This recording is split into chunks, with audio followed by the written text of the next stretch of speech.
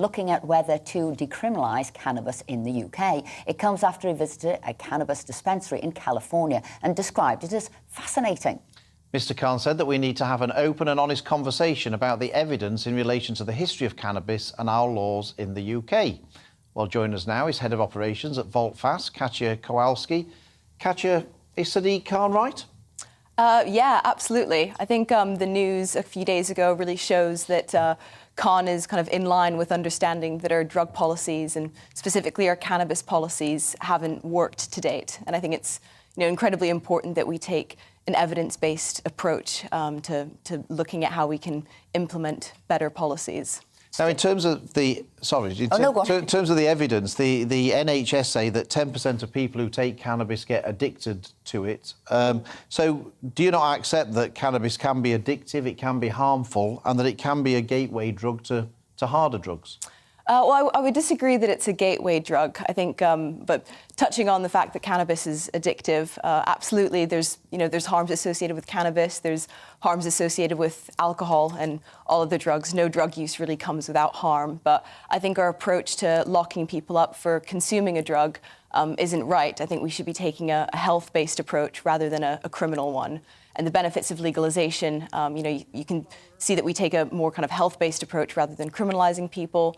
We can also, protect young people, keeping it out of the hands of young people, and, tax and regulate it. A lot of the harms associated with cannabis are, in fact, because it's illegal. So over the last 50 years, we've seen THC, one of the main kind of psychoactive components in cannabis, increase massively.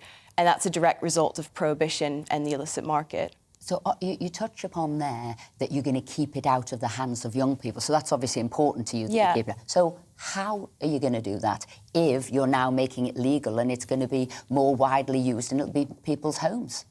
Well, I mean, we legalise and we regulate alcohol and tobacco to keep it out of the hands of children and young people. Right now... And does it? Well, yeah, I think it does a much better job than cannabis, to be honest. Cannabis is widely used and it's illicit, so we can see that it's not doing anything to deter young people from using it. But taking a more evidence-based approach and, educating young people about it, having access to treatment, I think that's incredibly important. Because looking at what's going on in California, you don't get rid of the illegal use. They then go hand in hand. They're quite separate. They haven't actually been able to make sure that the legal distribution of it is working correctly. It's got extra taxes. It's more expensive. And so the illegal use is there. You've just, as Philip said, provided a gateway. So both are now used.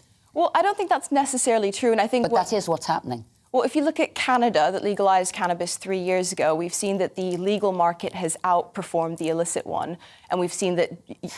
So they're both running hand in hand then. One's doing better than the other, but you've both got both Well, of them. no, the illicit market's decreased, and you see that youth access has actually gone down, and risky use and use in general hasn't increased. Risky use has actually decreased in Canada. And I think the point of...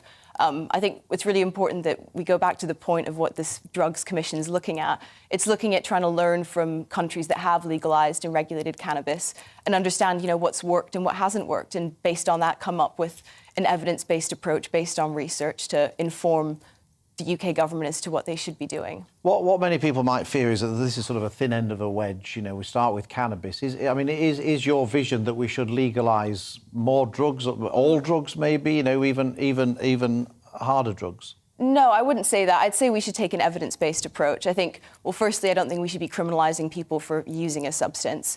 But when we look at legalisation and regulation, we should follow the evidence. When it comes to cannabis, we can see, there is evidence to support why we should legalise and regulate it. And public opinion's also really strong. We see that over 50% of the UK population would like to see cannabis regulated and legalised. When we look at other drugs, for example, the evidence isn't there to support it, and public opinion isn't as strong. So I think, I don't think it's a slippery slope. I think it's a case of following the evidence and doing what's right to, have a more public health-based approach. At the moment, we know we've got, what people say, a boom in mental health issues and cases, and particularly after COVID and lockdown.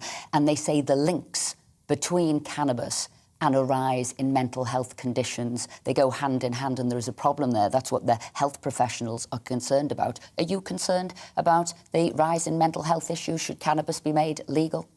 Yeah, I mean, I'm very concerned about the rise in mental health issues, and I think there's obviously a link between drug use and mental health problems, but I think this link's a lot more complicated than simply using a drug makes you more likely to or causes you to have mental health problems. I think there's a lot more at play. If we look at the evidence over the last kind of 50 years, we've seen that cannabis use in general has increased, but when we look at rates of schizophrenia and psychosis, those rates have remained about the same. I think there's a lot more at play than just, cannabis leads to mental health problems, and there's a lot more in line with what your relationship with the drug looks like. Like you mentioned earlier, around 10% of people that use cannabis will go on to have a problematic relationship with it. And I think what most people are saying is, why legalise a substance now when you can't quite get crime in London's higher than it's ever been? You can't quite get things sorted. Why now start legalising something that's already illegal? Is that because you've already lost the battle on cannabis? Well, no, I think legalising cannabis will allow, especially in the capital, to focus on more, harmful crime and more dangerous and violent crime like knife crime. If we legalise and regulate that substance, we're, giving police more time to attend to more violent crimes. Katja Kowalski, Vault Fast, thank you very much indeed for joining us. Thank you.